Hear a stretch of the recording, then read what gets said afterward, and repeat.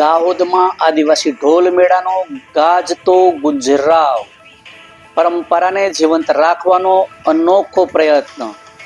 નમસ્કાર, સહજ ન્યૂઝ સાથે હું છું ગોપાલ ભેસાણીયા. દાહોદ જિલ્લો આદિવાસી વિસ્તાર ધરાવતો જિલ્લો તરીકે ઓળખાય છે. અહીં આદિવાસી સમાજ દિવાળી કરતાં પણ હોળી પર્વને વિશેષ ઉત્સવ અને અનોખી રીતે ઉજવે છે.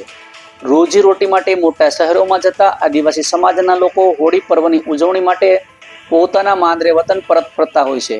હોળીના વધામણા નિમિત્તે શનિવારે દાહોદ શહેરના પરેલ સ્પોર્ટ ગ્રાઉન્ડ ખાતે આદિવાસી ઢોલ મેળાનું ભવ્ય આયોજન કરવામાં આવ્યું હતું.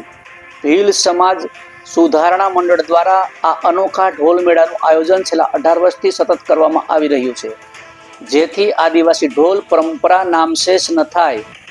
આ વર્ષે યોજાયેલા ઢોલ મેળામાં દાહોદ જિલ્લા ઉપરાંત મહીસાગર જિલ્લો, પંચમહાલ જિલ્લો તેમજ મધ્યપ્રદેશ રાજ્યમાંથી પણ અનેક ઢોલ મંડળોએ ભાગ લીધો હતો.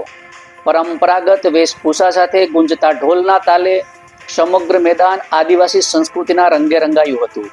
આદિવાસી પરંપરા મુજબ શ્રેષ્ઠ ઢોલ વગાડનાર સ્પર્ધકોને મંડળ તરફથી રોકડ ઇનામો પણ એનાયત કરવામાં આવ્યા હતા. જૂના સમયમાં જ્યારે ટેલિફોન કે અન્ય સંદેશ વ્યવહાર ના હોવાના કારણે સાધનો ન હતા, ત્યારે આદિવાસી સમાજ સંદેશ પહોંચાડવા ઢોલનો ઉપયોગ કરતો હતો. આ હજારો વર્ષ જૂની પરંપરા આધુનિક યુગમાં પણ જળવાઈ રહે તે માટે ઢોલ મેળાનું આયોજન કરવામાં આવ્યું છે. આ પ્રસંગે સાંસદ જસવંતસિંહ ભાભોર, જિલ્લા પંચાયતના પ્રમુખ કરણસિંહ ડામોર, સુધીરભાઈ લાલપુરા, અભયસિંહભાઈ મેળા, નગરપાલિકા પ્રમુખ ગોપીભાઈ દેસાઈ, ઉપપ્રમુખ શ્રદ્ધાબેન ભડંગ, વિનોદભાઈ રાજગોર અને લખનભાઈ રાજગોર સહિત અનેક આગેવાનો ઉપસ્થિત રહ્યા હતા. રિપોર્ટર યોગેશ દરજી, સહજ ન્યૂઝ, દાહોદ.